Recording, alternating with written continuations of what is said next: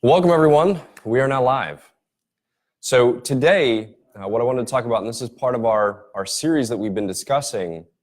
So a couple weeks ago, we had talked about how do we make ethical decisions as humanists, right? How do we build an ethical framework that allows us to make decisions while accounting for the effect we have in the world?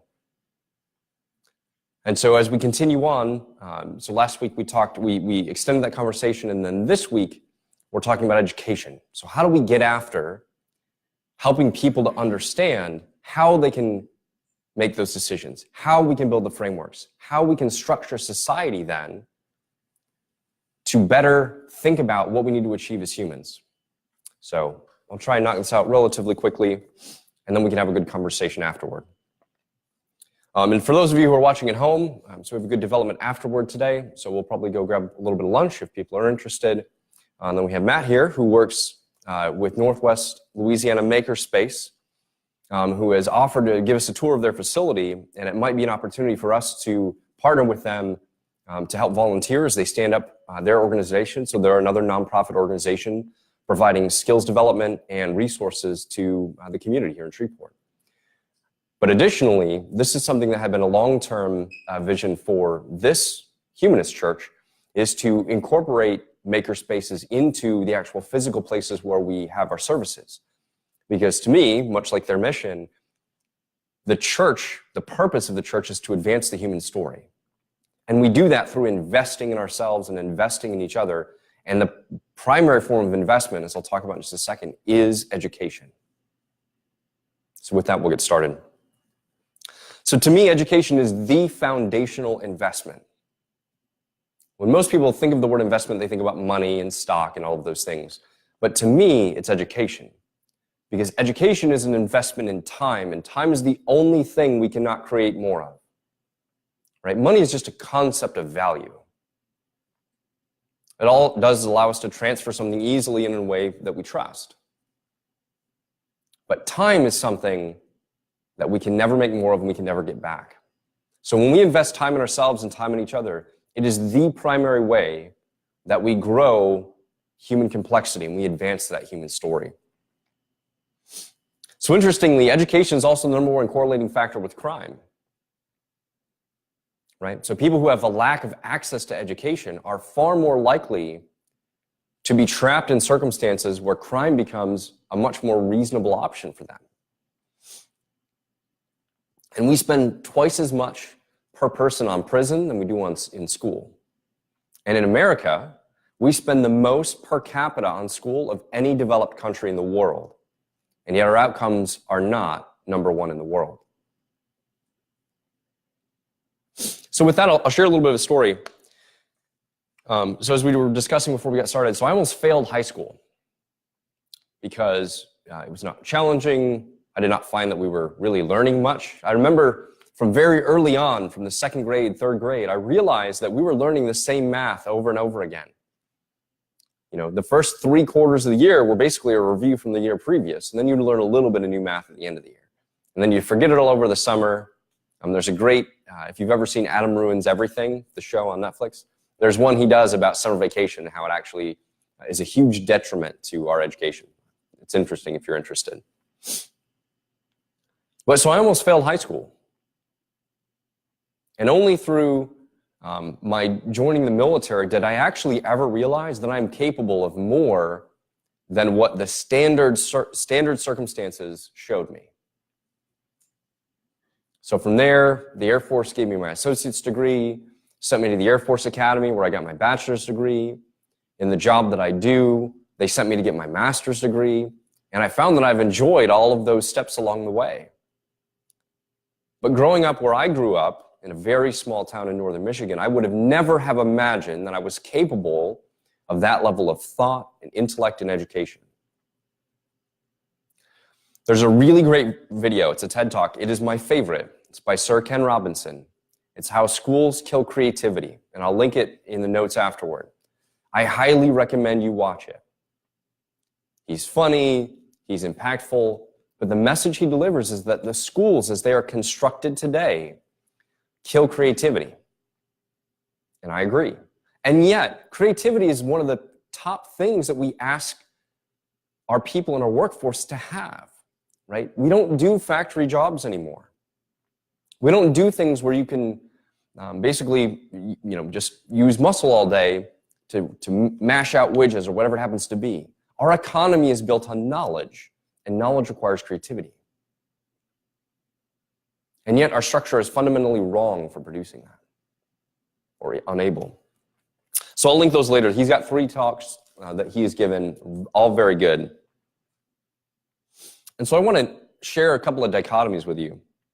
So we've got diversity and conformity, curiosity and compliance, and creativity and standardization. Which ones do our schools produce? Right. Everything the same, easy to measure. So what is it that we want, right? What's our end state? What's our objective? And how are we going to get there? Those of us who have been in school or have been teachers know that everyone learns differently. Personally, I like reading and listening, right? I'm not one to take notes. I don't necessarily need to do the project, although I enjoy it. I like to read, think about it, and then listen to the lecture and engage in conversation. That's how I learn. Other people need to be hands-on. They need to build it. They need to see it physically made, right? Other people are visual. They want to see pictures of it. And we know this, right? Plenty of science on this. And again, that's not what our schools do. It's easier to deliver in lecture format, such as we are doing now, but that is why we will have a conversation afterward to address the pieces that people have questions on, right? And different times, this is the thing that has always killed me. So I've never been a morning person in my whole life, never, not even now, right?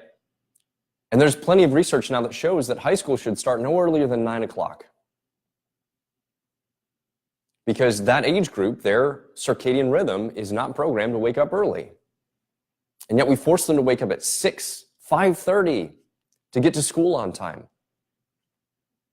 It boggles the mind to think of how it is that we've incentivized our systems to produce what we produce. Then think of this. What are classes designed like? So we have classes that are like shifts. We have bells that are like factory whistles. What you have is a production line. And that is not by mistake.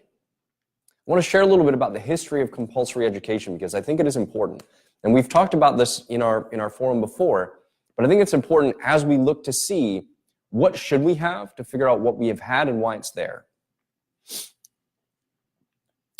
One of my favorite books about the history of education is called Weapons of Mass Instruction by John Taylor Gatto. He was a New York State Teacher of the Year, and when he won Teacher of the Year, he quit. Because he realized that the system that he was working in was fundamentally undermining the thing he was trying to do. There's a quote from Walter Lippmann saying, "The prevailing education is destined to destroy Western civilization and is in fact destroying it." And then another quote is, "When all men think alike, no one thinks very much." And yet our school systems produce that standardization. So during the 1800s, Horace Mann brought the Prussian school system to Boston. So the Prussian school system at the time was designed to create patriotic citizens, compliant citizens. Prussia's economy at that time was structured around producing military, basically. They were a professional military force. And the idea of compulsory schooling gained traction during the immigration scares of the time. When there were waves of immigrants coming over to the US, people were worried about their patriotism versus their attachment to their home country. And so there were those among the elite and among the factory owners who pushed this idea that we should have compulsory schooling so that we can indoctrinate them, very bluntly, we could indoctrinate them into the ways of America as the elite saw it. And so that system was designed to make workers easy to manage. Right? It makes sense. You do need factory workers to be basically educated. They've got to be able to read, write, follow instruction, but to be compliant, not ask questions. And what better way to do that than to program them that way from early childhood? Would anyone like to guess when the last state enacted compulsory schooling? When do you think it was? Audience participation.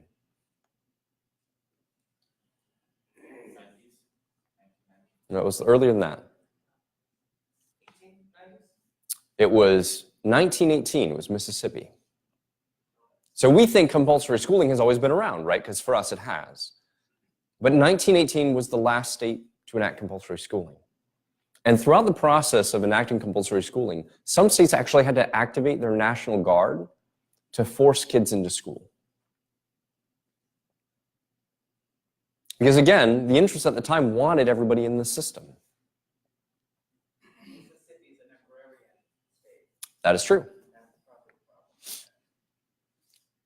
So interestingly enough, in the very, very early 1800s, so this is about 1810, so Alexis de Tocqueville was a French social philosopher, right? He came over and he observed America a number of times. And he wrote a number of essays and things about American democracy. What he said and what he observed is that he thought America at the time was the most educated society, and that's including classical Greece. And at the time, the American school system only provided 2 to 4 months of formal schooling for kids. Now, to be fair, that was not evenly distributed, right? There were people that had the resources to provide schooling and access to books back then. But at the same time, the outcomes for those that did have access to school were extraordinary. Think about the people that comprised our founding fathers. How many languages did they speak and write? Many. And most of them were self-taught. Or they just apprenticed under another lawyer or another doctor or another inventor, whatever it happened to be. There was no formal schooling. There was not, 12, 13, 16 years of school. They had access to books, and by the ages of 16, 17, 18, they could read and write multiple languages. Now, do we want to sit around and think, oh, well, they all must have been geniuses, right? They were all so superior, and that's why we start. No. They were within the range of human intelligence, just as we have today. And people are so much more capable than I think we can give them, or than I think we give them credit for. And then our school system, I think, suppresses. So what do we do about it? Right? What are some of the alternatives? Homeschooling, great. So for me, we're going to homeschool our children.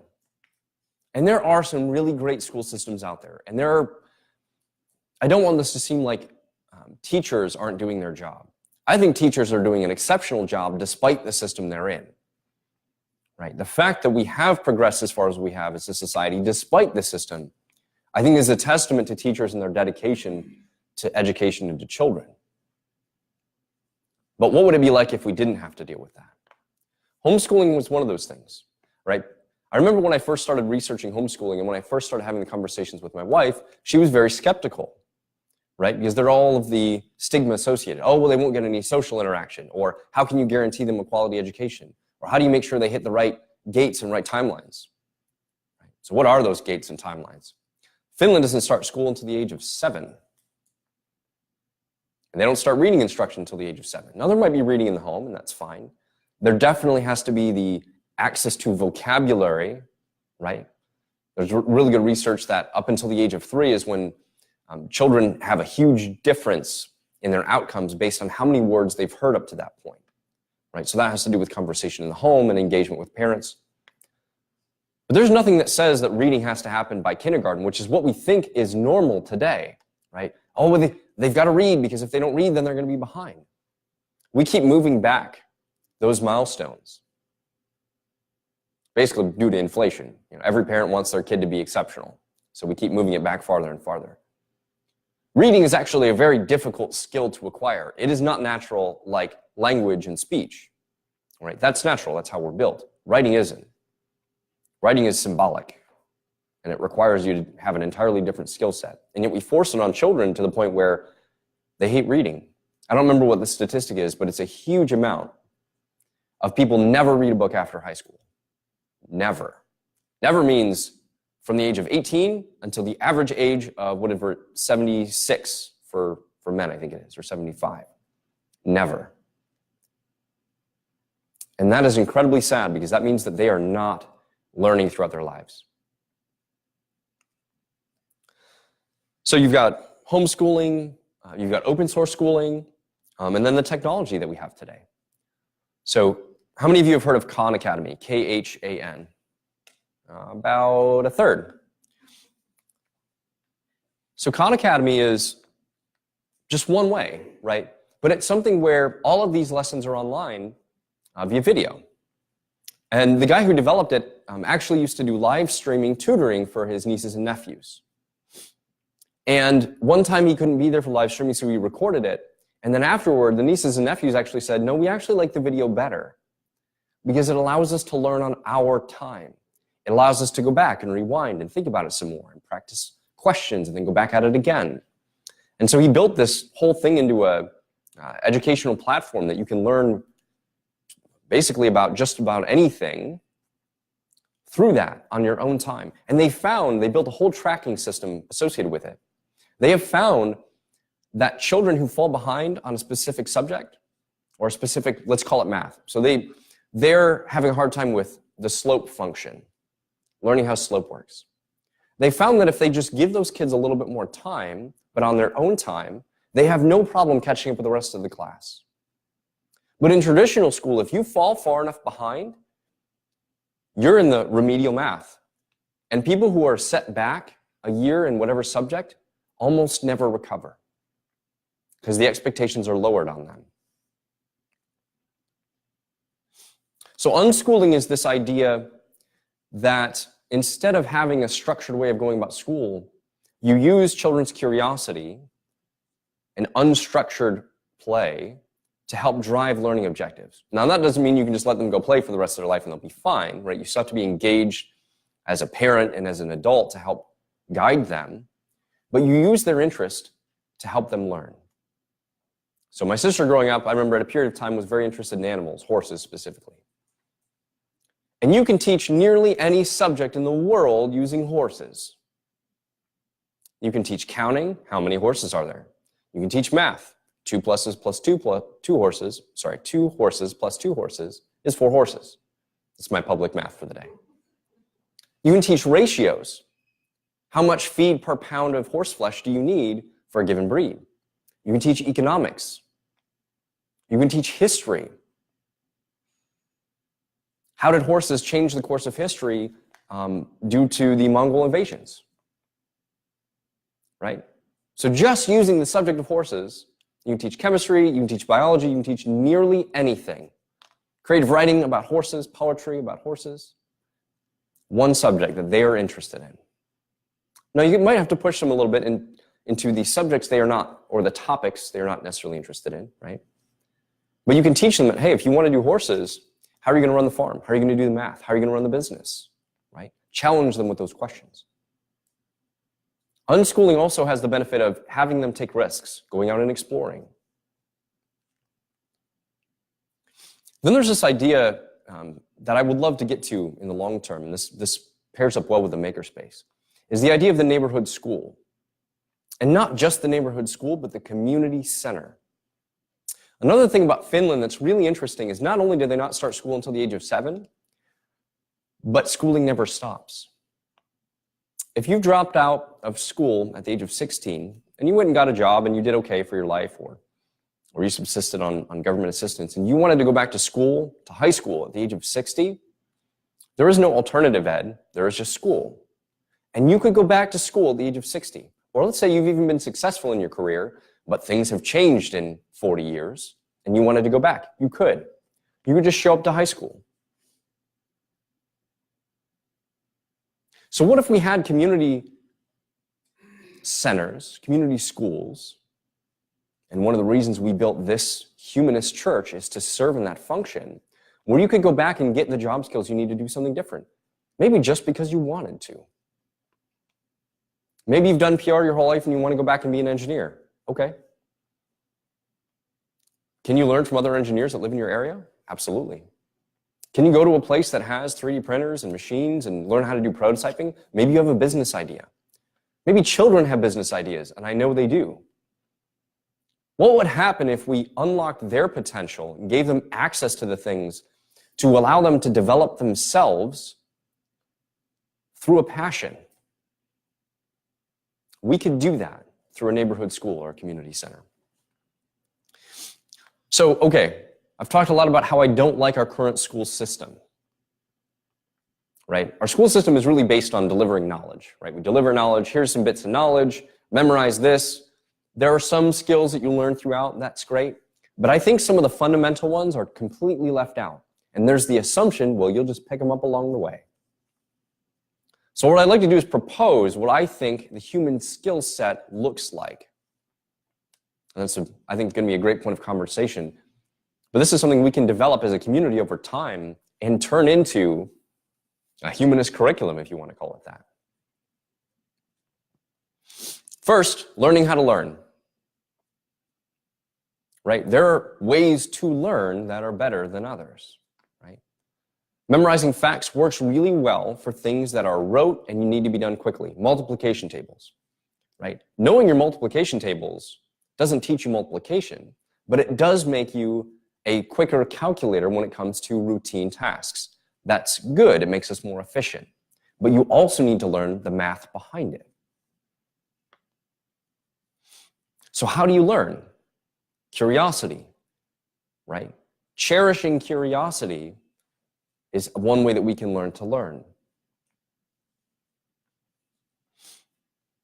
Knowing how to go out and find things, right? Knowing that you are capable of finding things. It's funny, I deal in the world of PR and social media, and it is amazing how people will just go out and ask somebody, hey, does someone know the answer to this?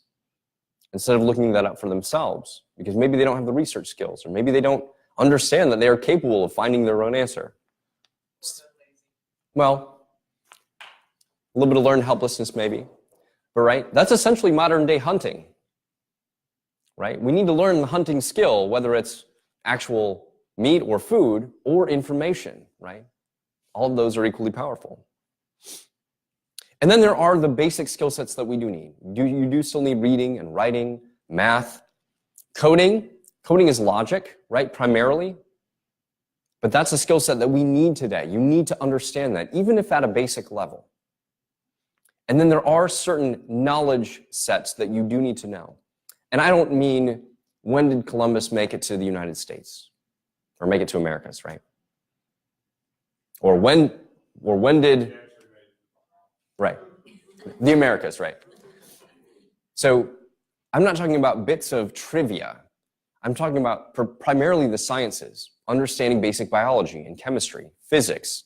Knowing those things actually makes modern life easier, right? If you understand heat transfer or basic chemistry, you can do some fun stuff in your house and take care of things that a lot of people, to them, it's a mystery. So that was the first category, learning how to learn. The second one is critical thinking. The first thing I would say about critical thinking, and Matt and I talked about this last night, is realizing that you are fallible. Realizing and always remembering that you could be wrong. One of the things I've said routinely throughout our services is that my answer is not the right answer. It is an answer or a perspective. If I ever get up here and say, my way is the right way, you should immediately fire me. No, I like to think that I've thought through my ideas, and I think they're fairly strong, and that's why I propose them. But I cannot assume that I am always right. I'm sure my wife is happy to hear me say that. And there's a quote I use that summarizes this, that the educated man knows many things, but the wise man knows nothing. And we talked about the nature of reality one or two services ago. In the humanist tradition, the only thing you know is that you exist. Just you, right? I think, therefore I am, that whole idea. Everything else is less certain. Now, that doesn't mean we go around saying, nothing exists, I can do whatever I want, right? But what we do is say, okay, I exist, I know that. I think other people exist because when I talk to these things that I think are other people, they kind of perceive the same thing that I do, so it makes sense based on my understanding of the construct that I exist in, that we all agree that we exist, right? And we all agree that we're part of society, and we all agree that we can work together. But that nature of reality, knowing what is real or what is true, I don't think that's a useful concept. I think we have to operate on some certain terms that we assume are real, right? We assume gravity is real. I don't plan to test that with myself anytime soon. But when we go out and say, this is right, this is true, I think we need to question those things. So the next one's the scientific method, right? You have to understand the scientific method, testing, repeatability, knowing how those things work. And that's not to say we worship science. So I've heard that phrase, science worship. I would say true scientists don't worship anything except for skepticism, right? Now, there are people that get really entrenched in whatever idea it is they have researched, and it becomes hard for them to think differently, right? It's the curse of knowledge. The idea that once you've learned something, you don't understand why someone else doesn't get what you're saying. But the real scientific method is about testing and repeatability, and that's basically it. Research, knowing how to do research, knowing how to detect when there are biases in research, knowing how to broaden your research, right? Knowing how to be methodical about research. Those are skill sets that we need under critical thinking. And then mitigating biases and fallacies. So one, knowing them, and knowing that we are all susceptible to them, that goes back to that fallibility part, is absolutely critical. Because only when you do that routinely can you be a better human. And I don't mean better as in, good and evil. I mean better as in more functional. Right? You have to realize how your brain, how your primitive brain, can short circuit you making good decisions. And then once you understand those things, learning how to hack your brain, learning how to set the environment around you or set your decision processes to be better, to account for those things, to not fall into those traps. All right, so we've done learning how to learn, critical thinking. Next is home economics, right? This is the traditional home economics, a little bit expanded. So things like nutrition, fitness, health, and that includes both sexual health and medical health. Personal finance. It is incredible how few people understand personal finance today. And then basic construction, production, and repair. And then food production and survival skills. Those last two things kind of come together in the idea of plenty or post-scarcity. All right, we talked about this a little bit, I think, last week. There are enough resources in the world to provide food for everybody, and probably to provide shelter. If we knew how to marshal them well, and probably if we lived a little bit less extravagantly, particularly in the US, we could do that. I think that's an important part of home economics, and particularly when it comes to the next piece that we'll talk about in building community. So I'll poke fun of my wife a little bit, but I love her. She knows that.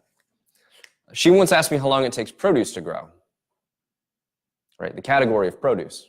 And Jen is an incredibly smart woman, but she's from a city, the city of Orlando in Florida, where she has no exposure to growing things or where food comes from, right? So produce is a concept to her. And she knows that they're different, right? She probably misphrased it a little bit in the way she delivered it, though I still think it's hilarious.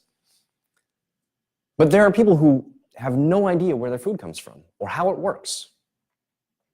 And if our modern transportation society were to fall apart, they would be in a lot of trouble. So that's what I'm talking about when I talk about survival skills. Teaching people how to build a community garden, for instance, or just grow something in their backyard, how composting works, the nutrient cycle, those sorts of things. And then, of course, the basic construction, production, repair. We could fix the majority of things that we have, and we could design the majority of things to be repairable. And with the resources we have, particularly in terms of plastics recycling, you could repair just about anything. I mean, 3D printers are super cheap. I think you can build your own 3D printer now with open source schematics. That you could print a lot of the small little plastic pieces that we have to order from elsewhere. All right, so that was home economics. Next is the systemic human connection. So this is about community sustainability. So like we talked about, greenhouses, maker spaces, how we can forge a strong community together to produce the majority of what we need. Next is civics, right? How your structure works. You need to know that and know it well. And then politics. So civics and politics are different to me. Civics is about the structure, the rule set, etc. Politics is about the human element of civics. Understanding the factions, the motivations, where money comes from, how it influences things, how it doesn't, where the power lies, how we could restructure things if we had the initiative. Understanding those things are also important. And then economics and business, and this is more in the macro sense versus the micro sense for the home economics. And again, that idea of post-scarcity. What happens to capitalism and even to us as consumers when we realize that there is enough in the world and we don't have to hoard everything for our little family unit? Right now, I think we have this idea of capitalism it's basically scarcity capitalism, right? That everyone is in it for themselves to maximize their own money, stuff, etc., right? Person with the most stuff wins. And there's some good debate out there. John shared an article with me this morning about, what was the title again? It was like eco-socialism. Yeah, eco-socialism or death. Yeah, it was basically saying eco-socialism or death. And I think depending on how you define terms, because that's always important, what we're talking about in the way I see it is investment capitalism. And I don't mean investment like stocks. I mean investment like I'd mentioned earlier in terms of education. Where we're investing in the potential of humanity. We're investing in education. We're investing in infrastructure, right? Where companies and people get away from this idea that all taxes are bad and less taxes is more good, and start thinking about how do we invest our taxes, or whatever it is you want to call them, intelligently to progress humanity. And so that could look basically the same as the phrase eco-socialism. Maybe it's more palatable to some because it still has the word capitalism in it. But to me, it's about the ideas of investing in humanity. And we need to understand what our economy looks like and how we think about it affects how it runs. All right, so that was the systemic human connection. Next is interpersonal human connection. This is one that's particularly hard. So communication falls under this, and that includes conflict resolution, difficult conversations, active listening, and then relationship dynamics. And then part of that is overcoming the fundamental attribution error. And we've talked about this before. The fundamental attribution error is where for ourselves, we're like, oh, well, I just screwed up because I was tired, or I missed that person when I was merging in traffic. I didn't mean it. But to the other person, particularly in traffic, we're like, oh man, that asshole cut me off on purpose, right? So we're fundamentally attributing something to them that we wouldn't attribute to ourselves. And to me, that's a little bit of forgiveness, a little bit of grace, if you want to use that word, toward other people, right? When you're in a discussion, a heated discussion with your significant other, if you immediately go in and assume that they're being a bad person, basically, or they have some sort of motivation to intentionally hurt your feelings, right? That's fundamental attribution error. Because usually when you engage in a consensual relationship, you're both in it for each other, right? And you're there to succeed, not to fail. But we lose sight of that. And then knowing how to say the right things and how to structure the conversation to be productive, right? Those are really difficult skills that require significant practice. And yet we never learn them, right? All we learn is what we grow up with. And that might not always be the greatest example. So those things are incredibly important for relationship stability and even community stability, right? If you can go up to someone and have a conversation with them about differing politics and not just blame them as being a bad person or a deplorable or a liberal or a, whatever the terms are today, and realize that they're a human being and there are reasons they hold the opinions they do, and they probably still want the best thing for humanity as they see it, right? So if we can do that, right, if we can think about our relationships and think about how to communicate effectively, we're going to have, I think, a lot more easygoing society and community. The final skill set is under discipline. And this is primarily self-discipline. So the things I have under discipline are grit. It's the ability to make yourself do hard things. Self-motivation and passion, right? Finding something that you're interested in that you want to pursue and knowing how to harness that passion. Valuing and learning from failure. Matt, can you grab the door? Thank you. Valuing and learning from failure. And I think in our society, we have grown away from cherishing failure. Knowing that comfort prevents growth. If you are comfortable, you're not growing. Right? And I don't mean that you have a generally comfortable life. I mean, in a given circumstance, if you're comfortable with your math, if you're comfortable with your weights that you're lifting, if you're comfortable with any of those things, you are not growing. And that discomfort and even suffering is necessary for growth.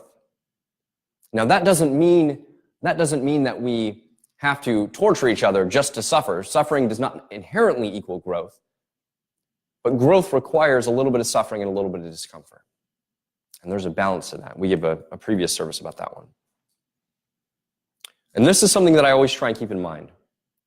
No experience is a failure except that which teaches you nothing. So we need to learn to cherish those failures and put ourselves in difficult situations. Get out of our comfort zone. Make ourselves do the hard things and stretch. And it's okay to fail. And as you do it, and I've learned to fail spectacularly over my years, you find that failing is actually fun. Right? Once you get over letting go of your pride or letting go of what other people think of you or even what you think of yourself, going in and trying something completely new is fun. I picked up painting a while ago, and my paintings are by no means masterful. But I like putting color on paper. And it turns out relatively colorful, and it might not be exactly what I want it to be, and it does not look like Bob Ross. But I found that it's enjoyable, even in the failures. And I love Bob Ross because he even says there are no mistakes, there are just happy accidents. All right, so how do we get here, right? So how do we get to where we're doing these things? So one is to be a skeptic, question everything. Question the structures of things, question what teachers are telling you, question what the administration tells you when it comes to schools. Question laws.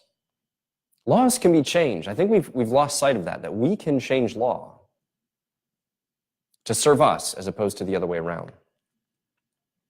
Take risks. And this includes letting your children take risks. This is incredibly hard as a parent. You do not want to see your children get hurt, even just from falling down. And sometimes they'll climb up on stuff that you know that they should not have climbed up on. But do you freak out and tell them, you have to get down right now, so that they're more afraid of trying? Or do you risk that they might fall? And controversially, even that they might die. And I don't mean that we should put our children in death-defying circumstances. But when we look at the history of humanity, children are so incredibly safe today that we've become unaccustomed to child mortality. I think there is a risk here that if we become too safe as a species, humanity will stagnate. And that's a really hard thing. That means that some parents will lose children, and they do, but we hide it, and we don't talk about it. And we don't realize what we gain from that suffering. Hard circumstances in our lives cause us to realize that we can control the meaning we attribute to things. That we can grow. We can help other people grow through our stories.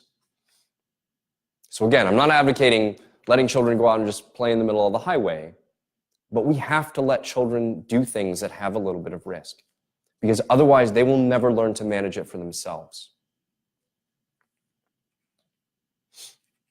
And then celebrating trying and failure. Right? Success teaches little. And instead of saying, oh, you screwed up, or oh, you failed, changing that to say, what did you learn? And not what did you learn from your failure, what did you learn from that experience?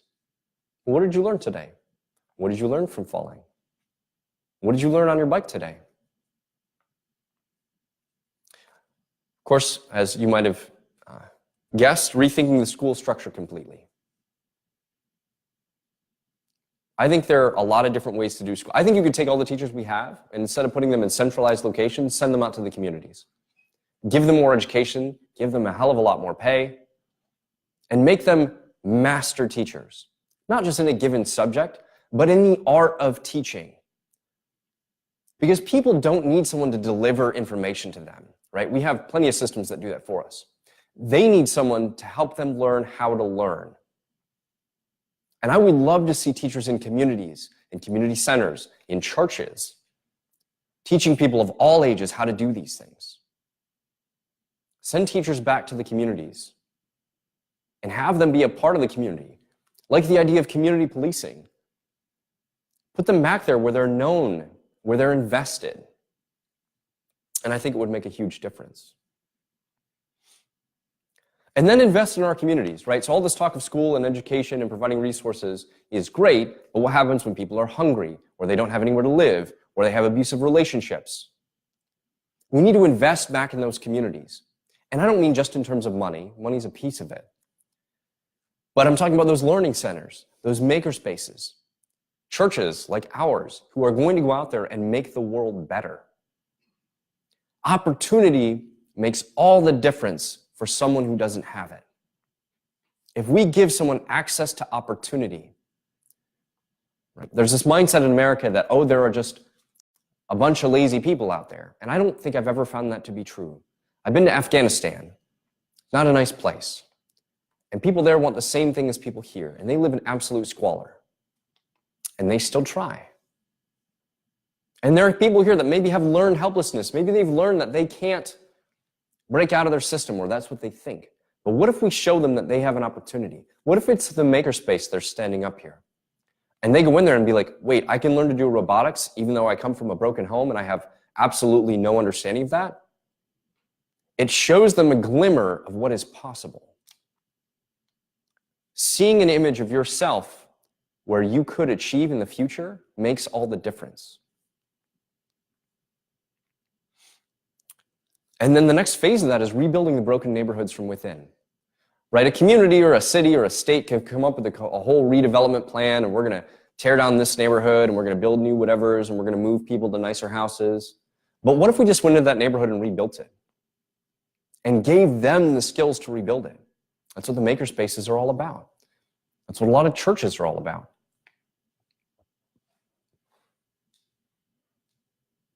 And then, I think the thing we can all do in this room is be the example of lifelong learning. If we show our children and our friends and our coworkers that we can continue to expand ourselves, that we advocate for the growth mindset versus the fixed mindset, that's when we become the agent of change in whatever organization we're in or whatever community we're in. Right? Whether it's just learning how to paint or learning how to skateboard, or learning how to do a new sport, or learning how to code, or getting a new degree, or reading a new kind of book. And talking about it with other people, be like, hey, I just read this, it was really interesting, you might like it. Oh, I don't read books. Well, you might just try it, you badger them a little bit, poke them a little bit. Challenge them to be a better human. But we start with ourselves by being that example. And then we expand it to our family, to our community, and the rest of humanity. So with that said, that concludes our talk for today. What I want to do now, I'll share my gratitude for the week. So we do this weekly when I remember. And that's that we share one thing in the week previous that we were grateful for, because there's science behind gratitude. And then share one thing that we're looking forward to in the week to come. And that's a little bit of hope. So for me, I was very grateful yesterday. I spent a fantastic day with my family and my kids. So we went out, Bossier Schools had an art fair, which was fantastic, all student art. It was really good, very impressive. And I'm glad to see that art is still a part of education, because it helps us think differently. And then we went and saw Cirque du Soleil, Corteo, and watching my kids' amazement at the potential of the human body, it was just fantastic. I actually enjoyed, I think, watching them more than I liked watching the show. And then we went out and saw the owl night out at Walter B. Jacobs Park, where they have actual owls out there that you can see, and they talk about them and you learn a little bit. Very cool. And in the week to come, I'm looking forward to game night, to which you are all invited. We have a very hilarious and inappropriate time. It'll actually be at my house. So it's very, very fun, and it's a great community building event. So with that, we'll sign off for the day. Thank you very much for coming, and we'll have a continued discussion afterward. Thank you.